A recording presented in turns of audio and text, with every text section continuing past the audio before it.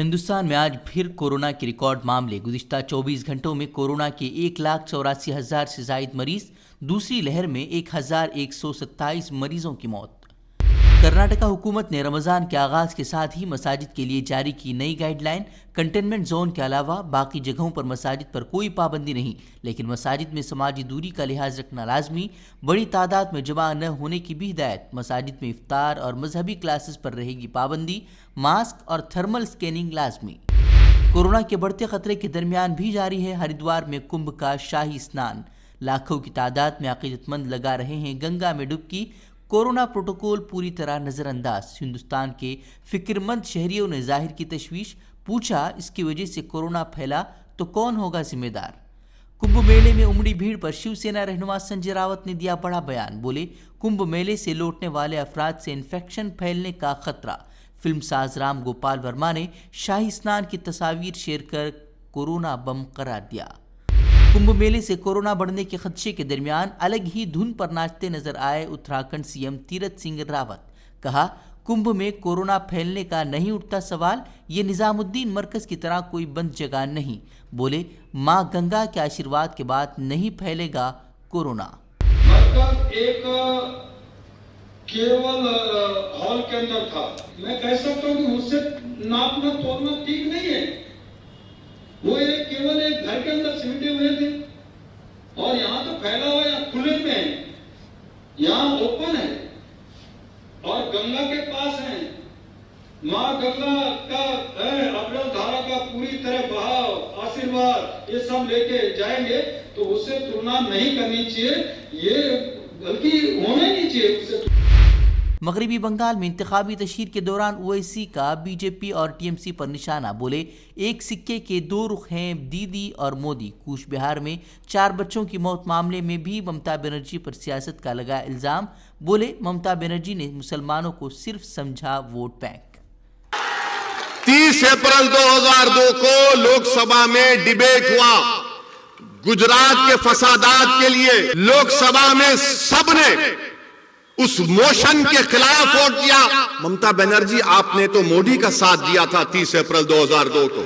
ممتا بنرجی کا ایک چہرہ لوک سبھا میں، ایک چہرہ بنگال میں، ایک چہرہ لوک سبھا میں ان کے ایم پی بڑی بڑی اچھی انگریزی میں بڑی بڑی تقریر کر لیتے ہیں، مگر سٹیزن امینڈمنٹ بل آیا تو 8 ایم پی نہیں تھے۔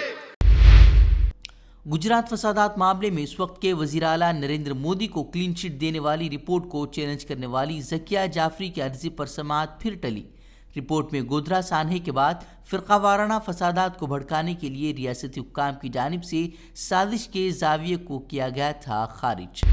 مہاراشٹر میں کورونا کے خاتمے کے لیے حکومت مہاراشٹر نے بریک دی چین مہم کے نام سے 15 روز تک سخت پابندیوں کا کیا اعلان۔ لاک ڈاؤن کا نام لینے سے گریز، لیکن لاک ڈاؤن سے کم نہیں ہے سختیاں۔ 15 دن تک صرف لازمی خدمات رہیں گی جاری، غیر ضروری آمد و رفت پر مکمل پابندی۔ دہلی سے لے کر مہاراشٹر تک ایک بار پھر مہاجر مزدور پریشان۔ بس اڈوں اور ریلوے اسٹیشنوں پر لگی گھر لوٹنے والوں کی بھیڑ۔ سختیوں سے پریشان مزدور گھر لوٹنے کے لیے کر رہے ہیں جدوجہد۔ کورونا کے بڑھتے معاملات کے پیش نظر الہ آباد ہائی کورٹ کا یو پی حکومت کو سجھاؤ۔ کہا جن شہروں میں زیادہ معاملے وہاں رات کے کرفیو کے بجائے 2 ہفتے کے مکمل لاک ڈاؤن پر غور کرے سرکار۔ کیا اتر پردیش اور مدھیہ پردیش جیسی ریاستوں میں چھپائے جا رہے ہیں کورونا کے اعداد و شمار؟ لکھنؤ اور بھوپال کے شمشان گھاٹ میں کورونا پروٹوکول کے تحت آخری رسومات ادا کرنے والوں کی تعداد دونوں ریاستوں کی کل تعداد سے زیادہ۔